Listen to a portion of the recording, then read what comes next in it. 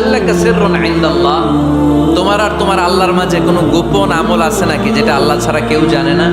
জীবনে আমাদের প্রত্যেকেরই এমন কিছু গোপন আমল, ইবাদত আর দান সদকা করা দরকার যেটা দুনিয়ার কেউ জানে না, জানে আমার রব আর জানি আমি। এরকম দান থাকার দরকার আছে না নাই? তোমার জীবনে এমন কোন গোপন সাদাকা আছে নাকি যেটা আল্লাহ ছাড়া কেউ দেখেনি? এই গোপন সাদাকাটা আল্লাহ খুব পছন্দ করে। এখানে মাদ্রাসা, আজকে আমার ভাই অমুক ভাই দিবেন 2 লক্ষ টাকা, বলেন মারহাবা। এটা উনি আল্লাহর জন্য দিতে পারে, মারহাবার জন্য দিতে পারে, ঠিক কিনা? কিন্তু রাতের আধারে রাস্তার পাশ দিয়ে হেঁটে যাচ্ছেন, মসজিদের দান বাক্সটা লেখা, উপরে সাইনবোর্ডে লেখা মুক্ত হস্তে আল্লাহর ঘরের জন্য দান করুন। কেউ নাই, কাক পক্ষী নাই, রাত বাজে 2টা, হঠাৎ করে পকেট থেকে 1000 টাকার বা 100 টাকার কচকচে নোটটা আপনি দান করে দিলেন। ওই দানটা 1 কোটি টাকার দানের চেয়েও বড় দান। কারণ দুনিয়ার কেউ তখন দেখে নাই, দেখেছে কে? কেউ যেটা দেখে না সেটা দেখে কে? কেউ যেটা জানে না সেটা জানে কে?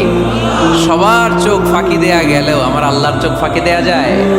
এজন্য দান করতে হবে একজনের খুশির জন্য, তিনি কে?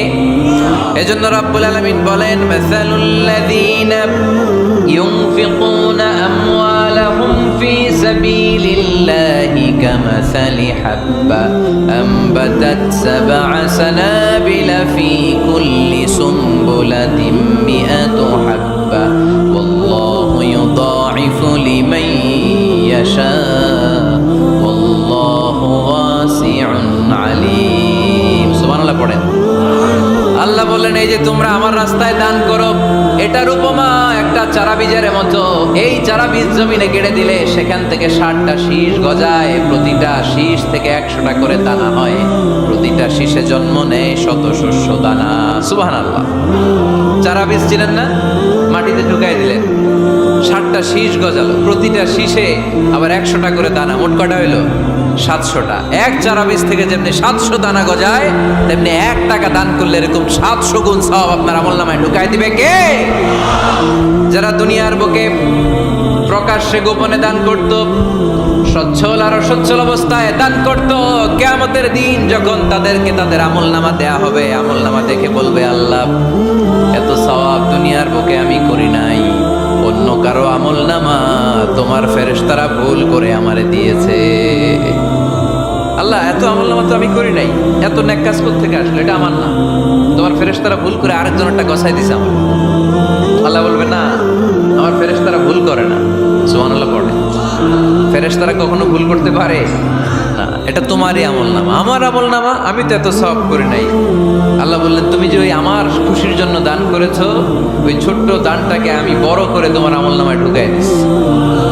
আরো আস্তে কোন সুবহানাল্লাহ। হাদিসে এসেছে, কামা ইউরাব্বি আহাদুকুম ফুলুয়া, তোমরা যেমনি ছাগল পালো, বাছুর পালো, আল্লাহ তাআলা তোমাদের দানটাকে এরকম পেলে পুষে বড় করে। আপনারা কিশোরগঞ্জে গরু পালন কারা দেখি?